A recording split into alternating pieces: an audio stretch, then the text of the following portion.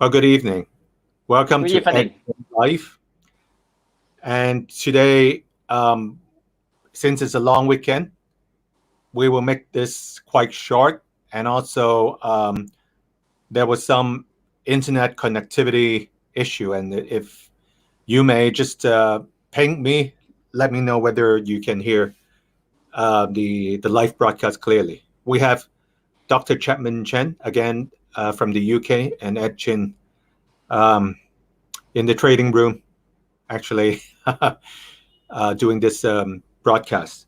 But anyways, we we did a very detailed analysis about G7 and also what it entails as far as the joint declaration is concerned, and also the basic law. The G7 meeting just finished over the weekend, and you can see the picture behind me. That's Boris Johnson's little kid got uh, well. The little Johnson is entertaining all the first ladies from the different G7 countries, namely Italy, France, Germany, Canada, U.S., Japan, and UK. Um, I guess most people are having grave concern, first of all, about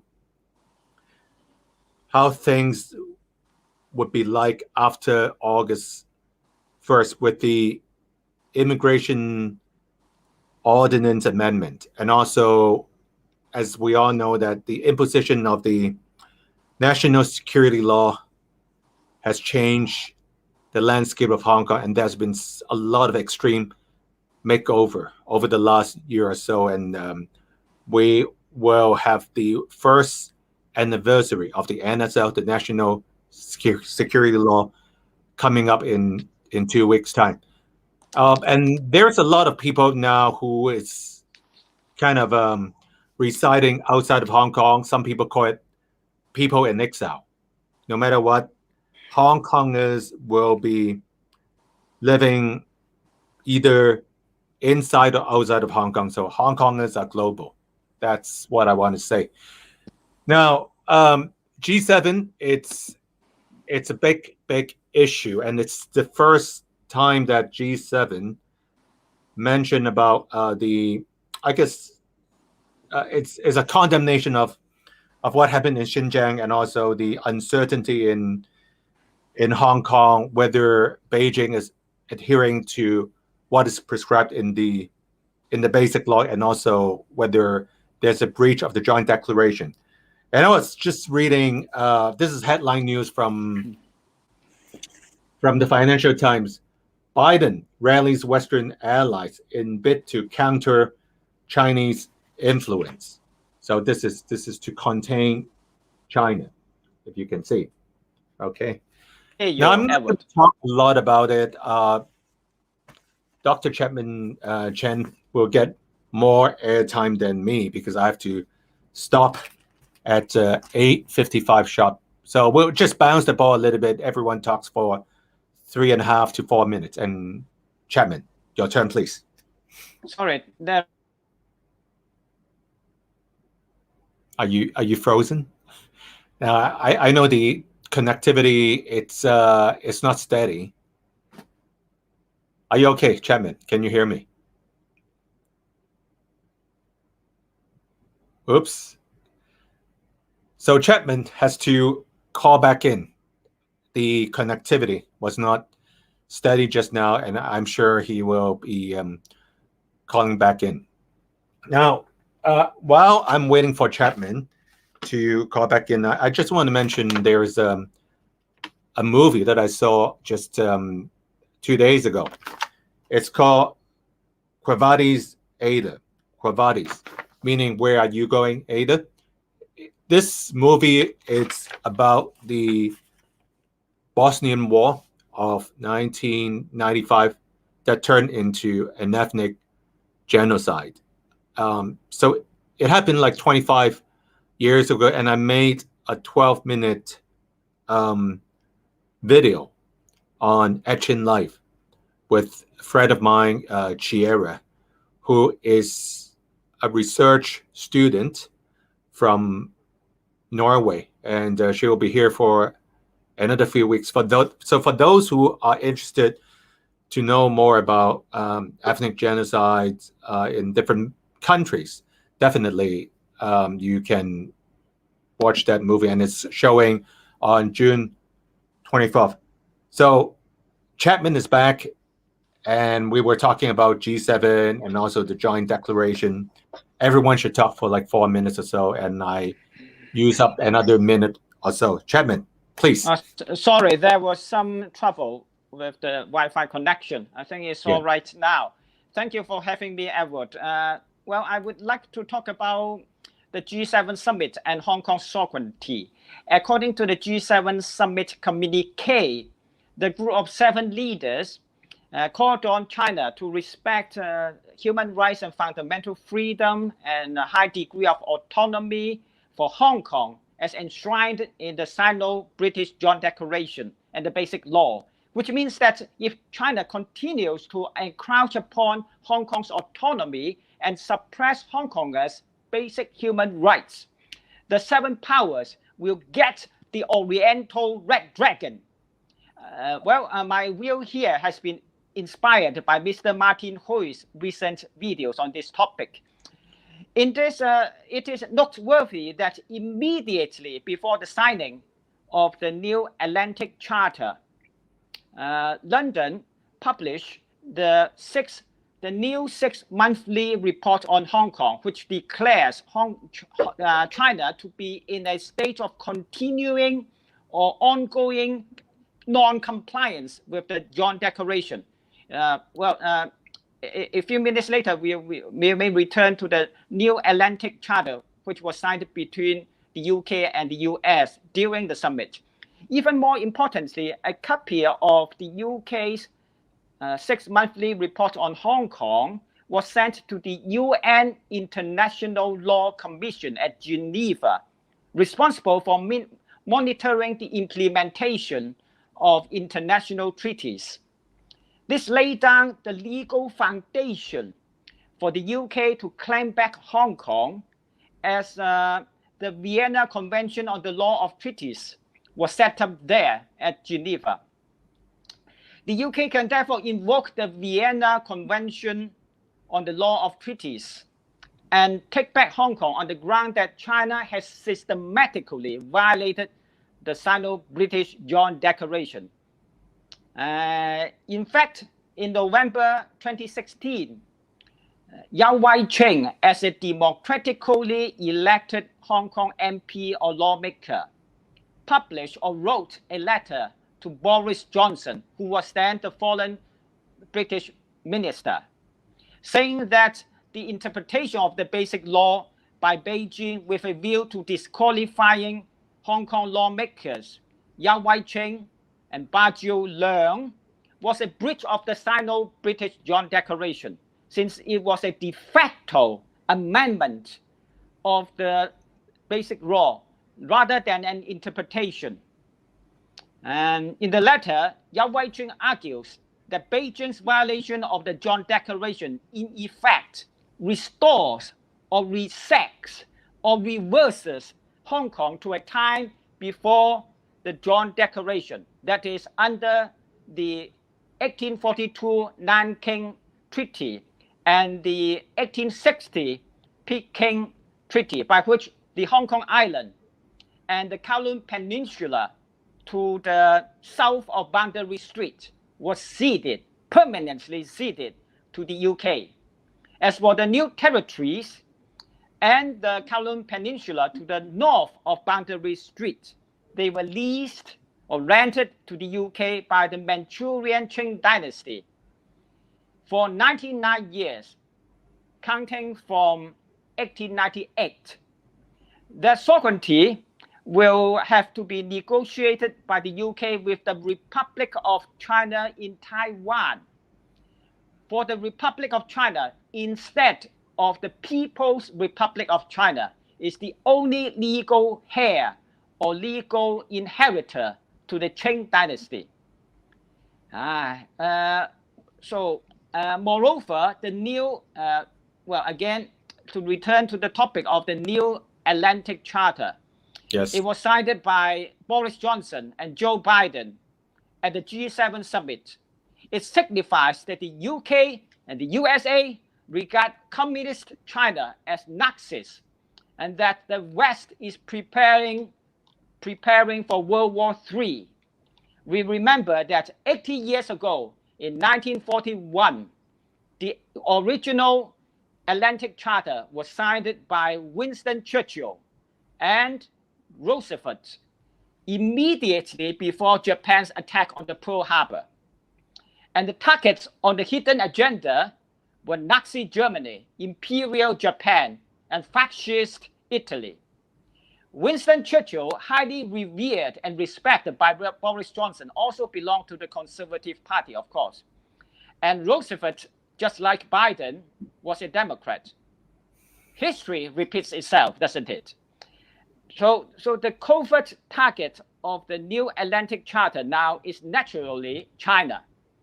Build Back Better World, a slogan of the G7 summit, is apparently meant to counteract China's Belt and Road Initiative. And the G7 leaders have decided to demand China to account for the spread of COVID-19, which implies that if China will neither apologize nor pay damages, all the civilized nations in the world will take revenge on China, possibly in some military way. So this is a presumption. And also when you talk about hinting communist China as like Nazi Germany, right? The Nazis, that's a very big claim. So this is not what Joe Biden and Boris Johnson who said it publicly. And before we go on there, you were mentioning there was a shortage in the Wi-Fi, right? Right. Yesterday during the summit meeting. Right. It's not exactly a shortage, but the UK deliberately or manifestly cut the Wi-Fi connection. Really? Really. And probably they were talking about something very sensitive, probably about China. And yes, also a political posture. That means they suspect that Huawei was eavesdropping the contents of the meeting. So it's a posture to indicate that they did not trust China. They thought China was a dubious nation. Was it some sort of a gossipy news bit, or was it like mentioned in a big newspaper like FT? Because I didn't see anything, because I read the mainstream newspaper or Reuters or Bloomberg. I didn't see this. Where did you get the news from? Is it some tabloid? I don't know. Just now I cannot get my memory right, but I will tell you later when I find no problem. the source. Yeah, we need evidence. Otherwise, but it seems to be a fact. Yeah. But so I just want to comment that to contain China as a strategy, it seems like the former Trump administration's whatever they did with Trump and Pompeo versus now Blinken and Biden, the ideology is not that far different, even though in the G7 summit, the leaders were, like kind of patting behind Biden's back and say, hey, now at least we can communicate, right?